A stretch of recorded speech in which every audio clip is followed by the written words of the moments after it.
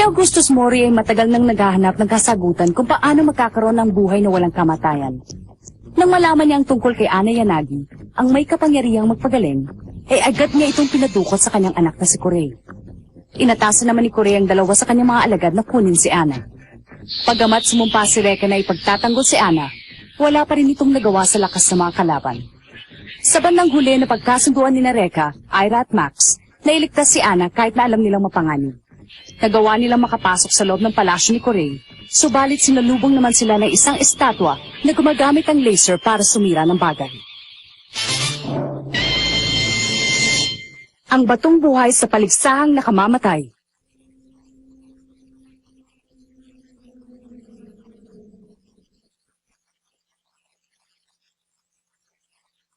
Huwag kayong gagalaw, kundi malalagot tayo.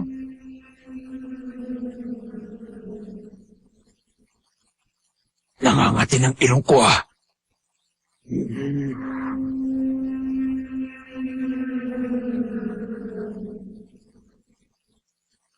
Asar! Hindi pwede hanggang dito na lang tayo! Ako ang sisira sa estatwang yan! Ay! Gusto mo ba talaga kami patayin? Sabi ng pag gumalaw kayo, babarilin kayo niyan eh. Ha?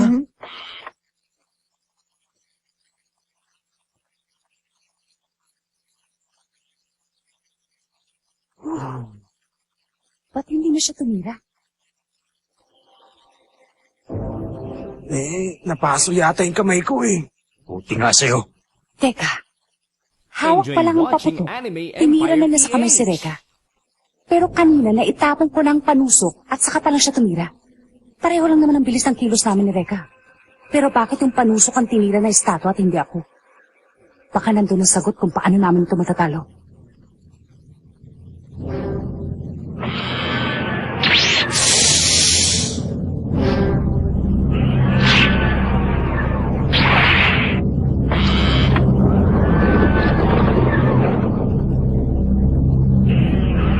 Baka yun na nga.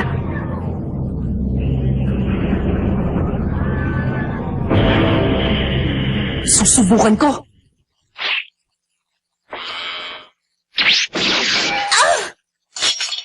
Ira!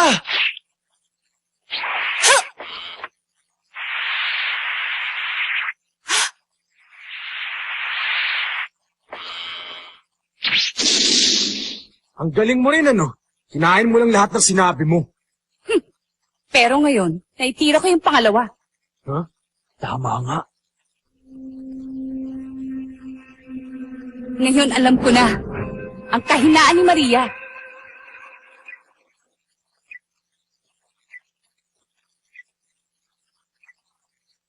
Lorcan, ilang mangdirigmang may mahiwagang sandatang nandito ngayon? Huh?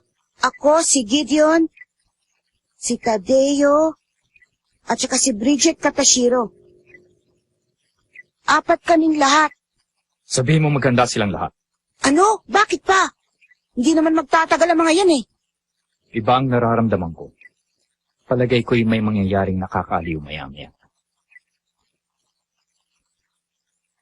Napansin ko na hindi nito kayang tumira ng sunod.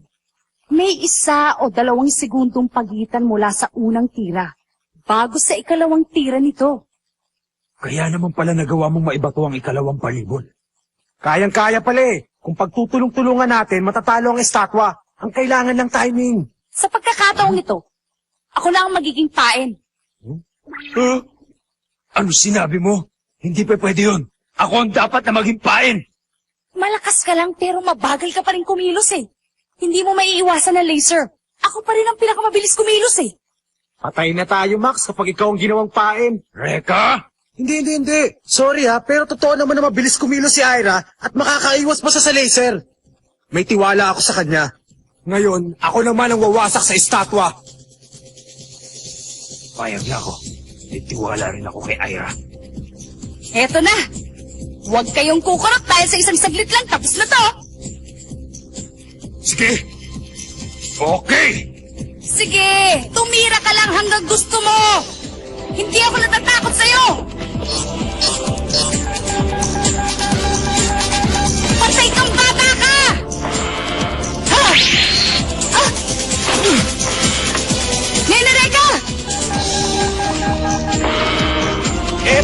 ang kadena ko! Ikaw na tumapo sa kanya, Max!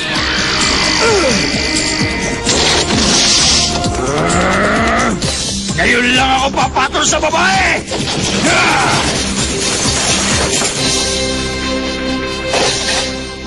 Yahoo! Ang galing ng operasyon natin, parang Sesame Street! Wala ka namang ginawa eh, nakatayo ka lang. Kaya tayo nanalo kasi matalino ako. Nalaman ko agad ang kahinaan ni Maria. Kung hindi dahil sa akin, hindi mo malalaman. Kaya ako nagpapanalo. Sinabi na ako eh. Ako sabi. Sinabi na ako eh. Sabi ko ako eh. Ako! Hinahanga ninyo ako sa galing ng kombinasyon ninyong tatlo. Pero estatwa lang si Maria kaya madaling talunin. Hindi na magiging madali ang susunod ninyong laban. Kahit ano kaya namin. Maiiyakin ka namin mamaya pag nagkita tayo. Oo nga! Bilib din ako sa lakas ng loob ninyo. Sige na. Inaantay na kayo ni Katashiro sa kabilang kwarto.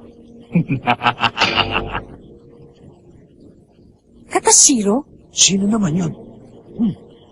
Wala akong pakialam kahit ano pang pangalan niya. Tatalunin ko yun, mailigtas ko lang aking prinsesa.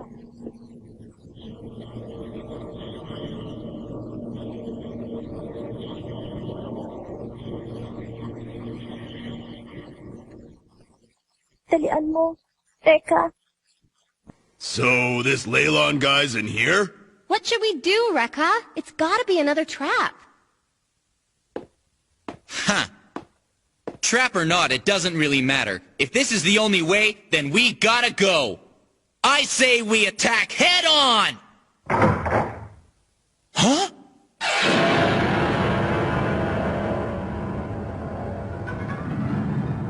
Bakit hindi sila gumagalaw?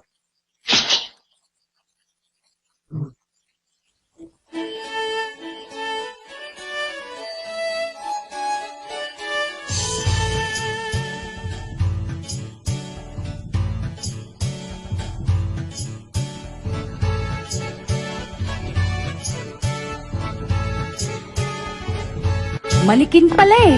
Lahat sila puro mga manikin lang. Parang ito yung mga manikin dun sa mula pinupuntahan ko. Ganda ng pagkakagawa.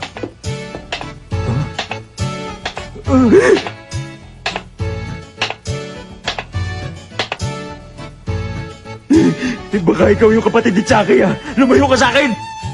Maligayang pagdating sa silid ng mga manika. Wow! Walking na, talking doll pa! Naku naman, meron lang sigurong speaker sa loob ng manika. Kanina pa nga namin kayo inaantay. Tara, sumunod na kayo sa akin. Paano na? Wala na tayong magagawa. Harapin na natin yung taong mahilig makipaglaro sa manika, tara! Sigurado, bansot din na may pakala nito. Narito na po ang mga bisita. Maraming salamat, Primela. Ako ang nagmamay-ari ng silid na ito. Ako si Bridget Katashiro. Hindi pala bansot, diwata! Oo! Hindi talaga kayo maaasahan. Hoy, babae! Kung ayaw mong masira yung maganda mong mukha, ituro mo na sa amin kung saan makikita si Kuray bago ako mawala ng pasensya sa pagpapakit mo! Bakit ba masyado mainit ang ulo mo? Maupo ka muna. Ano ako, sira? Di bali na, hindi ako nagpunta dito para magkape. Sayang naman. Gusto ko lang kayo mapasaya sa mga huling sandali ng inyong buhay. Dito sa mundong ito. Huling sandali, sa mundo. Oo. Tama kayo.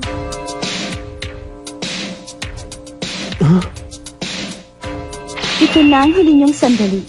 Dahil katapusan niyo na ngayon. Puppets!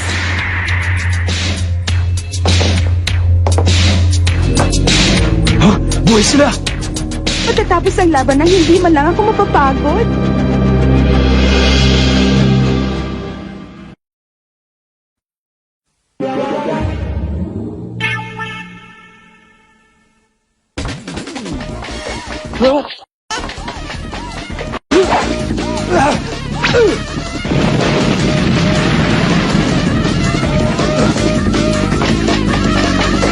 Buhay pa!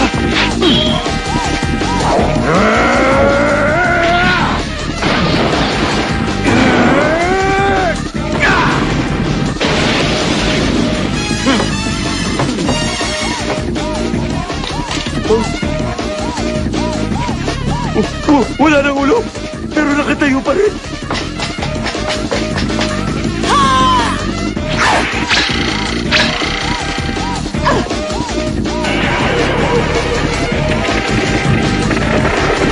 Bakit hindi man lang sila nasaktan? Bato talaga, oh! Ito ang Katakugutsu, isang mahiwagang sandata na kayang hawakan ng sinuman at gawing puppet. Upang sumunod sa bawat kong iutos, Kawawa naman, hindi sila mananalo.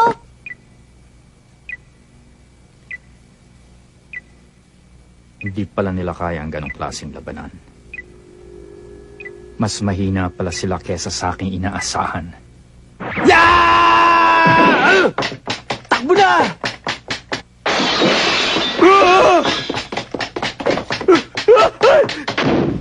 Wag!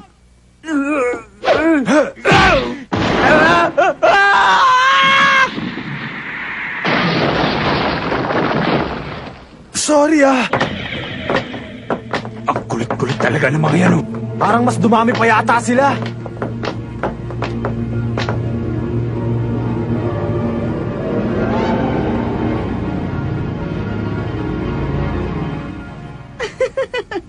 kawawa naman. Wala na kayo matatakbuhan pa. Talagang nakakaawa sila. Sino ba talaga sa atin ang nakakaawa? Ha? Sa tanda mong yan, naglalaro ka pa rin ng manika. At saka, maganda ka nga pero sinasayang mo lang ang ganda mo dahil nagtatrabaho ka sa mga kontrabida. Ako na ang tatapos sa mga manikang yan! Kanina ko pa nga inaantay na malagay kami sa ganitong posisyon eh. Ang akala mo ba naipit na kami dito? Max, Reka, lumayo muna kayo. Oo ba? Tara na! Kanina pa ako napipika sa mga pinaggagagawa mo eh. Ngayon ako naman ang kikilos.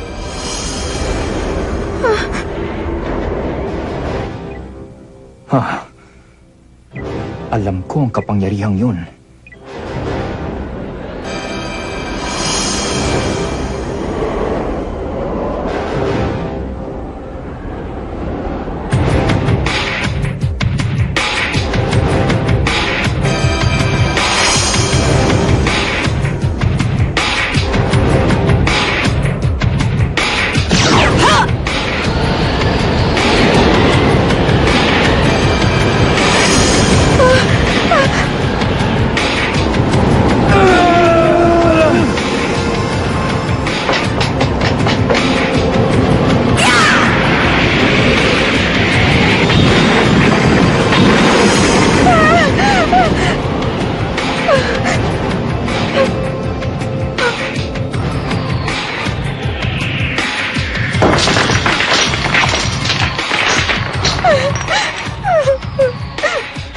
Hindi mo kayang talunin si Ira. Taglay niya.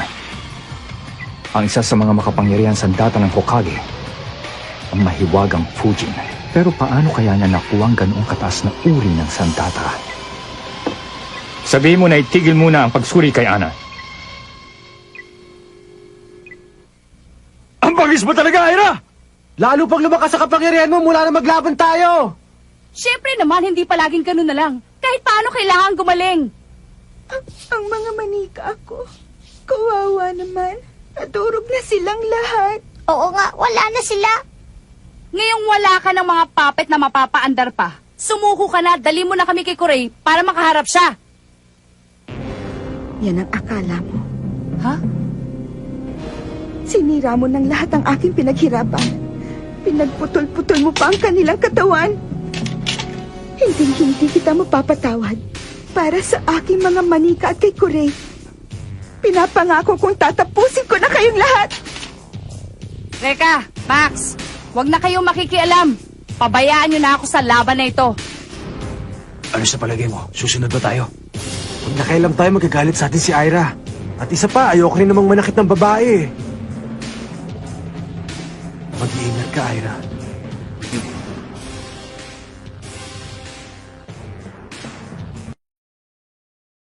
Nasirang lahat ng manika ko.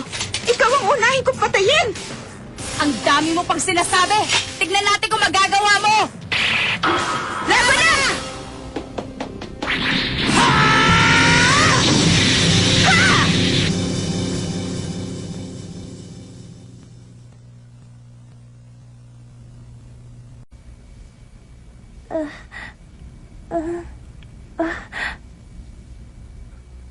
Mabuti naman at gising ka na.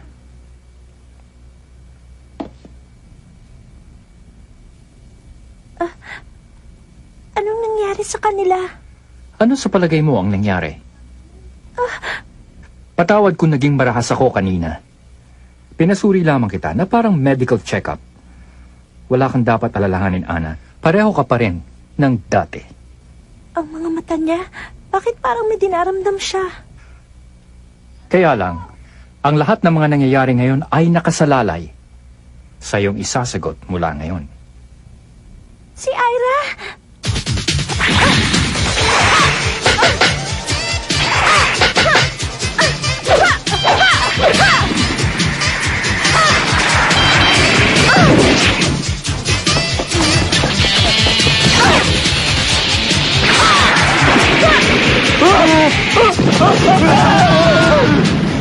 Sabi mo huwag kami makialam, ba't mo kami dinadamay? Tama na! Nakikinood lang kayo! Dami ng pagreklamo! Si Max! Pati si Reka! Nandito silang tatlo para iligtas ako. Mukhang kilala mo ang tatlong panghas na yan. Sabihin mo nga, sino bang talaga sila, Ana? Taglay niya ang isa sa mataas na uri ng sandata, ang mahiwagang Fujin ng Hokage. Ang isang ordinaryong nilalang ay hindi makakayanan ng kapangyarihang taglay ng Fujin. Ang ipinagtataka ko lang ay paano ito napunta sa kanya. Inuulit ko, sino ba silang talaga? Silang ang mga... May isa pang mandirigmang darating, subalit kailangan ninyong magbuklod. Dahil kulang ang lakas ng bawat isa para kalabanin siya. Siya yun! Siya yung mandirigmang sinabi sa amin ni Emma noon.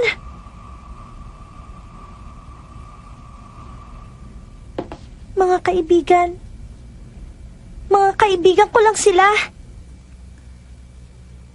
Sigurado ka bang yan na ang sagot mo? Oo. Matibay din ang isang tono. Hayaan mong paglaruan ko muna sa sandali ko eh. Teka!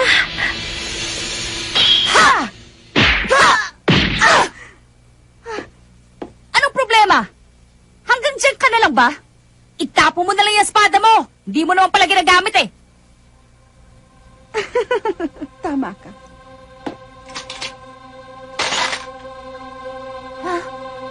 Utu-utu ka rin pala, no? Apat talaga iniinsulto mo ako, ha? Masyado mainit ang ulo mo. Ang mabuti pa ay ako na lang ang mapapaandar sa'yo. Bilang isang masunurin kong puppet. Hindi ako makagalaw! Anong nangyari? Ha? Ira! Itaas ang kanang kamay.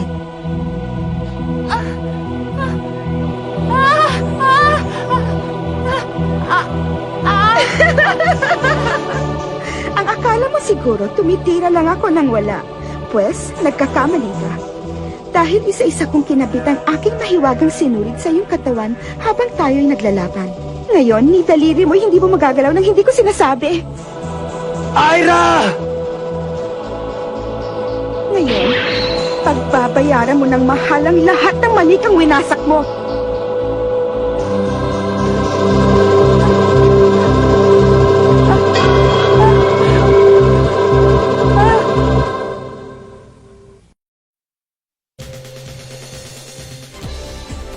Fuko, what are you doing? The enemy's over there. Even though Fuko's the one under Leyland's control, we'll all be in big trouble if we don't stop her. You just wait. We'll cut those strings. Huh? Damn! We can't move either! Next, the Room of Dolls. Fuko's desperate struggle. My heart is burning with fire!